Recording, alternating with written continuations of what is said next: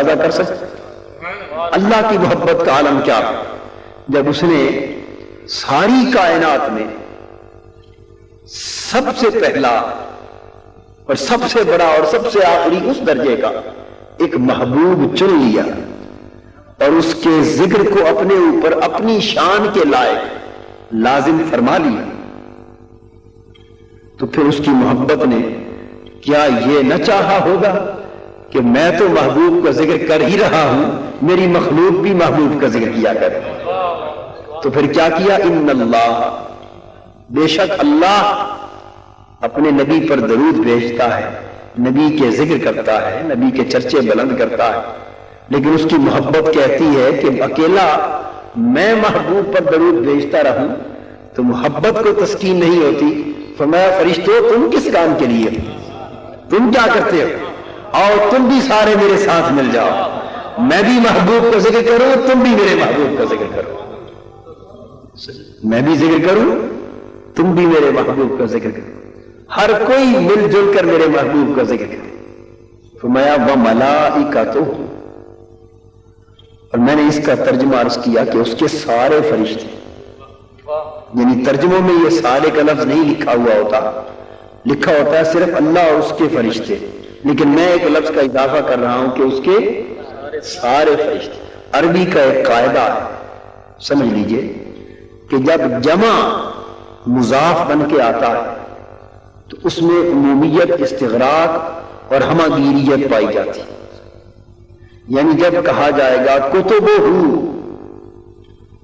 تو ترجمہ کرنے والا بے شک لکھ دے کہ اس کی کتابیں، لیکن ایک کتاب بھی خارج نہیں ہوگی اس سے، کیونکہ کتب جمع ہے اور مضاف بن کے آیا ہے، تو کتبہ سے مراد اس کی ساری کتابیں ہیں۔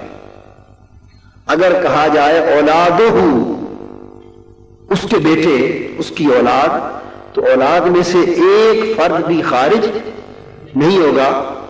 اگر خارج کرنا ہوگا تو اس کا نام لیا جائے گا کہ اس کے سوا باقی سب اولاد۔ اگر خارج کسی کو نہ کیا جائے اور جمع کا صیغہ استعمال کر کے اسے مضاف کر دے تو مطلب ہوگا کہ جتنی اولاد ہے ساری کی ساری۔ اب بات کو سمجھ گئے؟ یہ عربی کا قاعدہ ہے۔ فرمایا ان اللہ، بے شک اللہ، وملائکتہ، اور اس کے سارے فرشتے کیا کرتے ہیں؟ یصلون علی النبی، نبی پر درود بھیجتے رہتے، نبی کا ذکر کرتے رہتے۔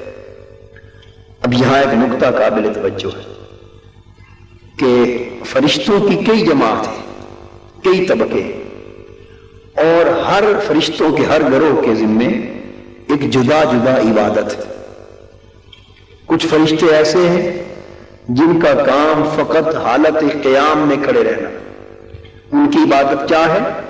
صرف قیام کرنا، وہ رکوع و سجود نہیں کرتے، ہمیشہ اللہ کی بارگاہ میں قیام میں رہتے۔ کچھ فرشتے ایسے ہیں جو ہمیشہ رکوع کی حالت میں رہتے، باقی حالتوں میں نہیں بلکہ ایک رکوع کی حالت میں عبادت کرتے۔ کچھ فرشتے ایسے ہیں جو ہمیشہ سجود کی حالت میں رہتے، سجدہ کرتے رہتے۔ کچھ فرشتے قعود کی حالت میں بیٹھ کر عبادت کرتے۔ الغرض مختلف عبادتیں مختلف فرشتوں کے لیے مختص، اور اس ساری عبادتوں کو ملا کر ہمیں ایک عبادت نماز کی عطا کر دی ہے جو سب شکلوں کی جامع ہے۔ لیکن جو فرشتے قیام میں ہیں وہ رکوع نہیں کرتے، جو فرشتے رکوع میں ہیں وہ سجود نہیں کرتے، جو قعود میں ہیں وہ قیام نہیں کرتے۔ مختلف فرشتے مختلف قسموں کی عبادت میں مگن ہیں، اور جو ایک طرز کی عبادت کرتا ہے وہ دوسرے طرز کی عبادت نہیں کرتا۔ یہ ہمیشہ سے اللہ کا دستور چلا آ رہا ہے، لیکن یہ عبادت کس کی ہے؟ اللہ کی۔ عبادت کس کی ہے؟ ذکر کس کا ہے؟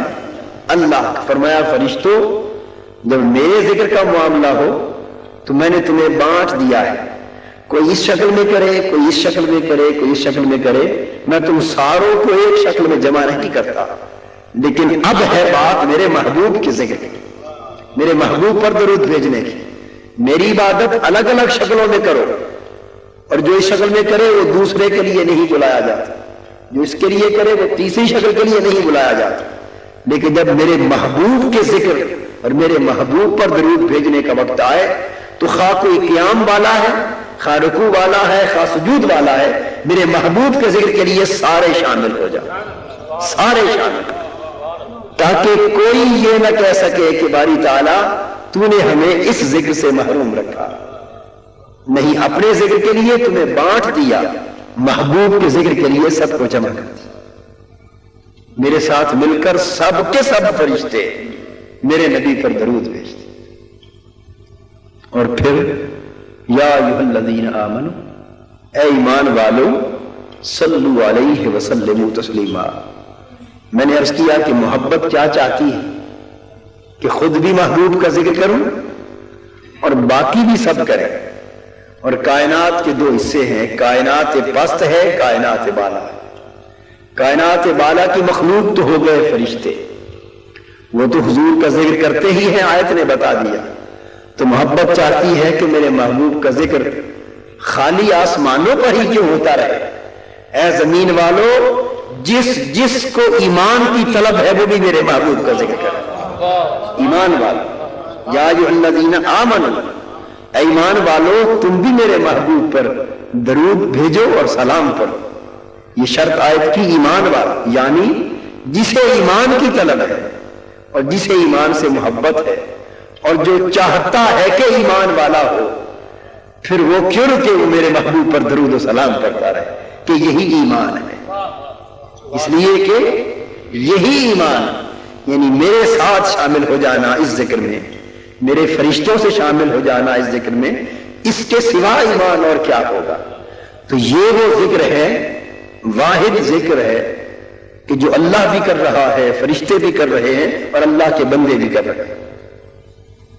اور کم ہی کوئی عبادت ایسی ہوگی کہ جس میں اللہ سے لے کر مخلوق تک ہر کوئی شریک ہو رہا ہوگا، لیکن حضور علیہ الصلوۃ والسلام کا ذکر اور حضور پر درود اور حضور کا تذکرہ اور حضور کا بیان ایک ایسی عبادت ہے کہ اللہ سے لے کر اس کی ساری مخلوق اس میں شریک ہے۔ اب یہاں ایک بڑا بنیادی نکتہ سمجھنے کے لائق ہے، وہ یہ کہ اللہ کا درجہ بلند ہے یا اللہ کے رسول؟ بلا شک و شبہ اللہ کا درجہ بلند ہے۔ کسی مومن، کسی مسلمان کو اس امر میں شک نہیں ہونا چاہیے، اور اس امر میں بھی شک نہیں ہونا چاہیے کہ اللہ اور اس کے رسول کا درجہ برابر نہیں ہے۔ جو رسول صلی اللہ علیہ وآلہ وسلم کو معاذ اللہ، استغفر اللہ ثم استغفر اللہ، کسی لحاظ سے بھی اللہ کے برابر جانے، وہ کافر و مشرک ہے، خارج از ایمان، اور کوئی مسلمان ایسا تصور بھی نہیں کر سکتا کہ رسول کو اللہ کے برابر جانے، کوئی مسلمان ایسا تصور کر ہی نہیں سکتا۔ اور کیسے کر سکتا ہے کہ اللہ خالق ہے اور رسول اس کی مخلوق ہے، اللہ مالک ہے، رسول اس کا مملوک ہے، اللہ مرسل ہے، رسول مرسل ہے، وہ بنانے والا ہے، رسول بن کے آنے والا ہے۔ تو خالق و مخلوق کبھی مساوی نہیں ہو سکتے۔ تو اللہ کا درجہ ہر لحاظ سے اپنے رسول سے اعلیٰ ہے، رسول سے اعلیٰ و ارفع ہے۔ اب یہاں ایک نکتہ سمجھانا چاہتا ہوں کہ جس طرح اللہ کا درجہ اور اللہ کا رتبہ رسول سے اعلیٰ ہے، اسی طرح اللہ کے فعل کا درجہ رسول کے فعل سے بھی اعلیٰ ہے۔ اللہ کا رتبہ جب رسول سے اونچا ہوا تو اللہ کے کام کا رتبہ رسول کے کام سے اونچا ہوا یا نہ ہوا؟ بتائیے نا بھائی، اونچے کا کام اونچا ہوتا ہے۔ جب اللہ کا درجہ رسول پاک صلی اللہ علیہ وآلہ وسلم سے بلند ڈالا اور یہ برابر نہیں ہو سکتے، تو جان لو اسی طرح جو فرق اللہ اور اس کے رسول میں ہے درجے میں، ایمان میں فرق نہیں، یہ درجے میں جو فرق اور مرتبے میں ہے، یہی فرق اللہ کے فعل اور اس کے رسول کے فعل کے مرتبے میں، کہ اللہ کا فعل اونچا ہے اور رسول کا فعل اس کے مقابلے میں نیچا ہے۔ اب فعل کی جگہ میں لفظ سنت استعمال کرتا ہوں۔ فعل کو کیا کہتے ہیں؟ سنت۔ تو جس طرح اللہ اور اللہ کا رسول درجے میں برابر نہیں ہو سکتے، جان لو کہ اسی طرح اللہ کی سنت اور رسول کی سنت درجے میں برابر نہیں ہو سکتی، اور اللہ کا فعل اور رسول کا فعل درجے میں برابر نہیں ہو سکتی۔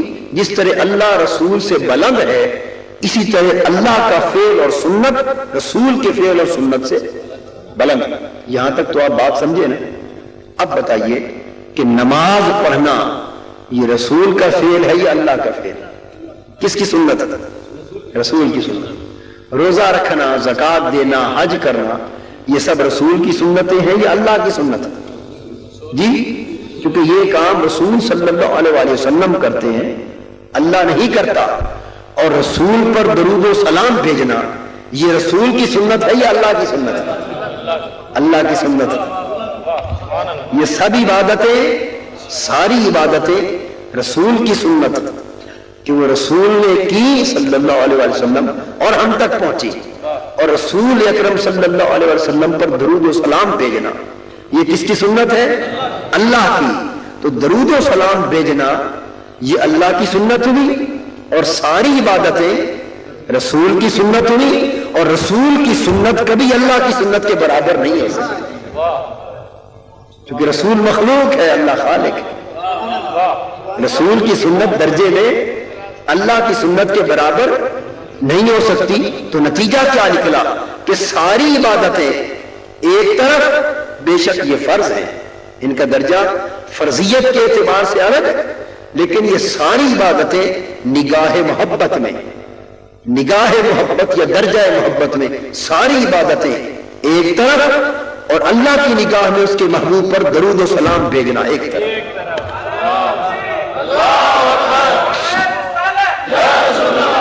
کیوں کہ یہ ساری عبادتیں فرض ہو کر بھی مخلوق کی سنت رہتی ہے، رسول کی سنت رہتی ہے، اور درود و سلام بھیجنا اللہ کی اپنی سنت ہے۔ تو مخلوق کی رسول کی ساری سنتیں مل جائیں تو نگاہ محبت میں اللہ کی سنت کے برابر نہیں ہو سکتی۔ اس لیے اللہ کی بارگاہ میں قبولیت کے اعتبار سے جو مقام درود و سلام کو حاصل ہے، وہ مقام شاید ہی اس نگاہ سے کسی اور عبادت کو نصیب ہوگا۔ اور یہاں ایک اور علمی نکتہ عرض کروں، وہ یہ کہ ساری عبادتیں ظنی القبول ہیں۔ کیا؟ ظنی القبول، قبولیت میں ظنی، یعنی اللہ چاہے تو قبول فرما لے، چاہے قبول نہ فرمائے۔ یہ سب عبادتیں ظنی ہیں اپنی قبولیت۔ آپ نے عبادت کر دی، نماز پڑھ دی، اور اللہ پاک فرماتے ہیں کہ کتنے لوگ ہیں جو نماز پڑھتے ہیں لیکن ریاکاری کرتے ہیں، اور نماز ریا کی پڑھ کے بھی جہنم میں جاتے ہیں۔ قرآن میں ہے یا نہیں؟ جی ہے۔ حدیث میں ہے یا نہیں کہ کتنے لوگ ہیں جو روزہ رکھتے ہیں لیکن سوائے بھوک اور پیاس کے انہیں کچھ نصیب نہیں ہوتا؟ ہے یا نہیں؟ کتنے لوگ جو جہاد کریں گے، جان قربان کریں گے، لیکن اللہ کی بارگاہ سے کچھ نصیب نہیں ہوگا کیونکہ ریاکاری کی وجہ آ جائے گی۔ حدیث پاک میں کتنے لوگ صدقہ خیرات کریں گے لیکن اللہ کی بارگاہ سے کوئی اجر نہیں ملے گا، فقط اس لیے کہ ان کا صدقہ خیرات دکھلاوے گا۔ کتنے لوگ ایسے ہیں جو علم دین کا پڑھیں گے، پڑھائیں گے، پھیلائیں گے، لیکن جب قیامت کے دن اللہ کی بارگاہ میں پیش ہوں گے دھتکار دیے جائیں گے۔ حدیث صحیح بخاری کی ہے۔ کیوں؟ کہ کہا جائے گا تم نے علم دین کا پھیلایا دکھلانے کے لیے تاکہ لوگ تمہیں بہت بڑا عالم کہیں۔ تو ساری عبادتیں کسی نہ کسی حال میں رد ہو سکتی ہیں، لیکن مجھے قرآن کی ایک آیت یا ایک حدیث تو دکھا دو جس میں ہو کہ درود و سلام پڑھنے والے کا بھی رد ہو جائے کسی وجہ سے۔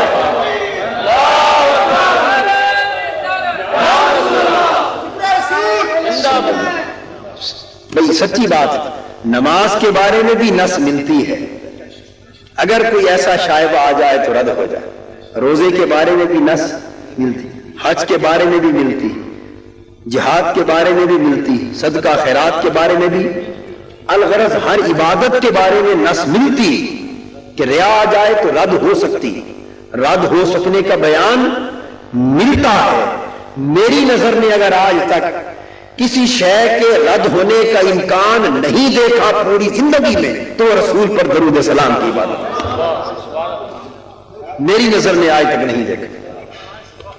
جس جہاں یہ ہو قرآن میں یا کسی حدیث میں کہ کبھی درود حضور پر پڑھنے والا پیش ہو اور کہا جائے جا تو نے دکھلانے کا پڑا تیرا درود رد کیا جاتا، نہیں، درود کبھی رد نہیں کیا جاتا، سلام حضور پر کبھی رد نہیں کیا جاتا، کبھی رد نہیں کیا جاتا۔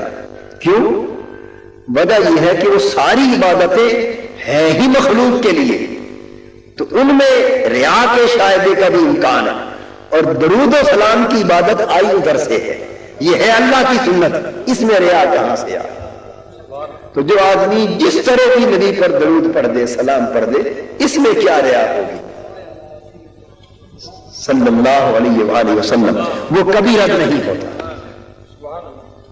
اور یہاں ایک نکتہ اور عرض کر دوں کہ پھر حدیث پاک میں اسی لیے ہے اور بزرگان دین اور اہل علم نے اسی لیے تلقین کی کہ اگر چاہو کہ تمہاری دعائیں کبھی مسترد نہ ہو، ویسے تو دعا حقیقتاً رد ہوتی نہیں، دعا عین ممکن ہے کہ جو آپ نے مانگا وہ نہ ملے، اس کا نتیجہ مؤخر کر لیا جائے، اس کا کوئی بدل دے دیا جائے، لیکن جو آپ نے مانگا وہ نہ ملے۔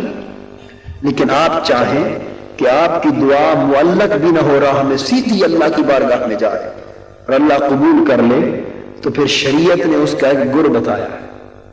اگر آپ چاہیں کہ آپ کی دعا سیدھی اللہ کی بارگاہ میں چلی جائے اور کبھی نیچے نہ رہے تو اس کا کیا بتایا ہے؟ گر یہ ہے کہ اس سے پہلے بھی نبی پر درود پڑھ لو، بعد میں بھی درود پڑھ لو، اور جو دعا آگے پیچھے درود کے گجروں میں جائے گی اللہ کی بارگاہ سے، کبھی نیچے نہ رہے گی،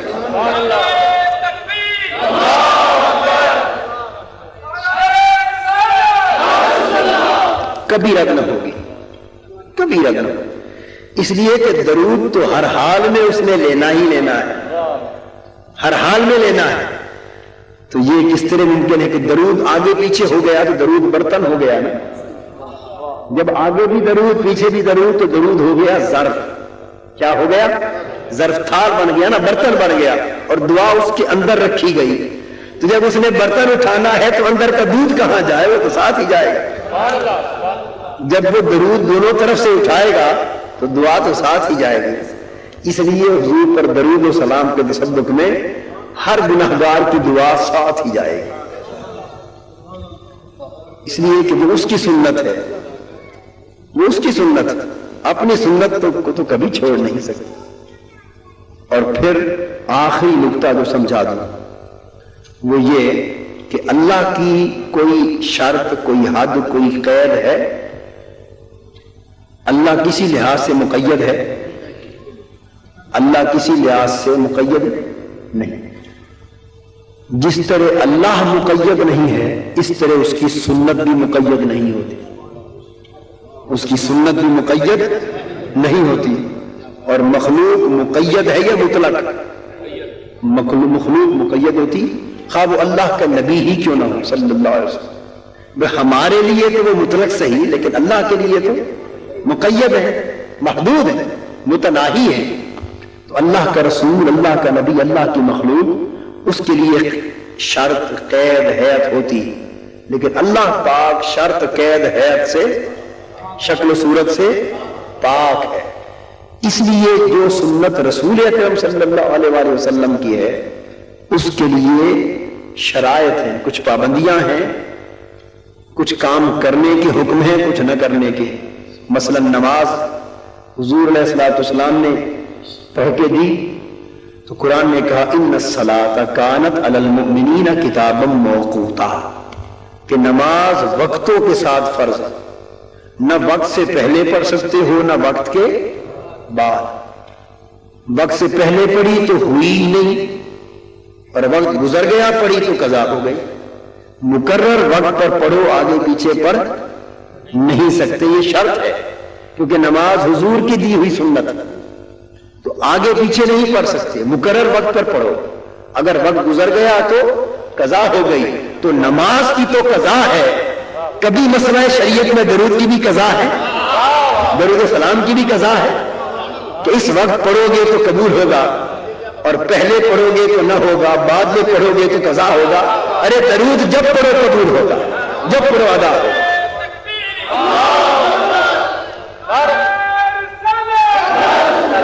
درود و سلام جب پڑھو ادا ہوگا. یعنی نماز میں ادا بھی ہے، قضا بھی ہے، اور درود و سلام میں فقط ادا ہی ادا، قضا کا وجود ہی نہیں. کیونکہ قضا اس وقت ہوتی ہے جب وقت کی پابندی ہے، جب وقت کی، اور جس میں وقت کی پابندی کو اٹھا دیا جائے اس میں قضا. یہ قرآن کی تلاوت میں کوئی قضا ہے؟ استغفار میں کوئی قضا ہے؟ جو عبادتیں وقت کے ساتھ مختص ہیں ان میں قضا ہے، اور جن کو وقت سے الٹا کر دیا گیا ہے ان میں قضا نہیں. روزہ رکھنے کو کہا، میں فمن شاہد منکم الشہر فلیصم، تم میں سے جو رمضان کا مہینہ پا لے سو وہ روزہ رکھے. تو رمضان سے پہلے روزہ رکھا گیا تو فرض ہوا، رمضان گزر گیا بعد میں روزہ رکھا تو فرض ہوا. باقی نفل ہوتے ہیں لیکن فرض تبھی ہے جب اس مہینے میں پڑا جائے. للہ علی الناس حج البیت من استطاع الیہ سبیلا. حج جا کر کرو، چاہو کہ کراچی میں بیٹھ کر حج کر لے، ہوگا نہیں. حج تو وہیں جا کر ہوگا، حج تو وہیں جا کر ہوگا. دائیں بائیں کسی اور جگہ کرنا چاہیں تو حج نہ ہوگا. اور 9 ذی الحج کے علاوہ کسی دن وہیں چلے جائیں تو ہوگا نہیں. یعنی جو اللہ کی عبادتیں ہیں ان میں وقت کی بھی پابندی ہے، جگہ کی بھی پابندی ہے. بعضوں میں کسی میں وقت کی پابندی، کسی میں جگہ کی پابندی. الغرض پابندیاں ہی پابندیاں ہیں، ان کے مطابق کرو گے تو قبول ہوں گی، آگے پیچھے کرو گے قبول نہ ہوں گی. تو وہ جو اللہ رب العزت کی عبادتیں اور مخلوق کے لیے دی گئی ان میں تو سب پابندیاں ہیں، لیکن درود و سلام ہر پابندی سے پاک ہے. جہاں چاہو پڑھو قبول ہوگا، جس وقت چاہو پڑھو قبول ہوگا.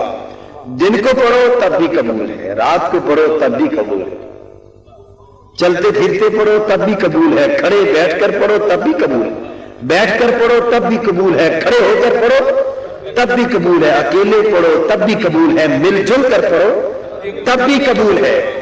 اور زبان کی قید نہیں. نماز پنجابی زبان میں پڑھ سکتے ہیں نہیں، لیکن حضور پر سلام بھیجنے کا وقت آئے عربی میں پڑھو تب بھی قبول ہے، اردو ہندی میں پڑھو تب بھی قبول ہے، اور امام بصیری کی زبان میں پڑھو تب بھی قبول ہے، اور امام احمد رضا کی زبان میں پڑھو تب بھی قبول ہے.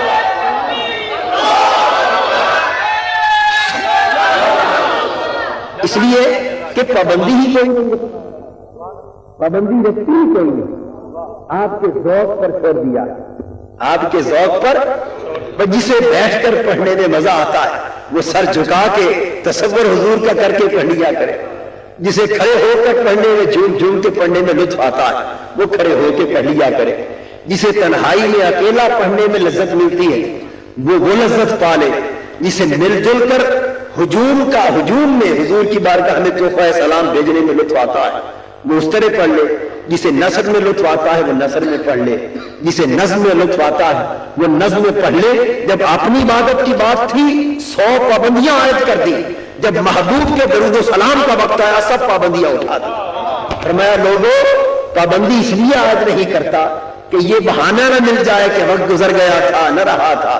نہیں، میرے محبوب پر درود و سلام پڑھو، ہر وقت پڑھو، ہر حال میں پڑھو، جس طرح پڑھو گے قبول کروں گا. میرا مدعا ہے بس پڑھو تو صحیح، جھگڑو نہیں، پڑھو تو صحیح، جھگڑو نہیں، پڑھو تو صحیح. اللہ نے فرمایا کہ نبی پر درود و سلام پڑھو. آپ نے کہا نہیں کہ جھگڑیں گے. اس حال میں پڑھو تو جائز ہے، اس حال میں پڑھو تو ناجائز ہے.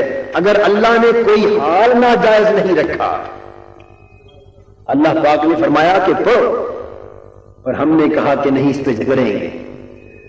اس نے فرمایا ساری پابندیاں اٹھا دی، اور ہم نے فرمایا کہ نہیں ہم نے پابندیاں لگا دی. اس نے کہا جس وقت دل چاہے پڑھو، हमने कहा नहीं, हम वक्तों की पाबंदी करें। उसने फरमाया जिस जुबान में चाहो पढ़ो, हमने जुबानों की पाबंदियां लगाई। उसने फरमाया जिस हाल में चाहो पढ़ो, हमने फरमाया हाल की भी पाबंदी है। अरे वो पढ़ने को कहता है, हम झगड़ने को कहते हैं। और इस्लाम कहता है कि झगड़ो नहीं, पढ़ो तो सही, जैसा हो सके पढ़ो, हर हाल का पढ़ा हुआ कबूल, हर हाल का पढ़ा हुआ कबूल है। हम झगड़ते रहते हैं और पढ़ने से गुरेज करते हैं। बस अल्लाह पाक हम सबको अपने महबूब सल्लल्लाहु अलैहि वसल्लम के जिक्र की, मोहब्बत की और दरूद सलाम की हर घड़ी तौफीक अता फरमाए और बजाय इन मसाइल पर झगड़ने के खुले दिल से मिलजुल कर काम करने की तौफीक अता फरमाए।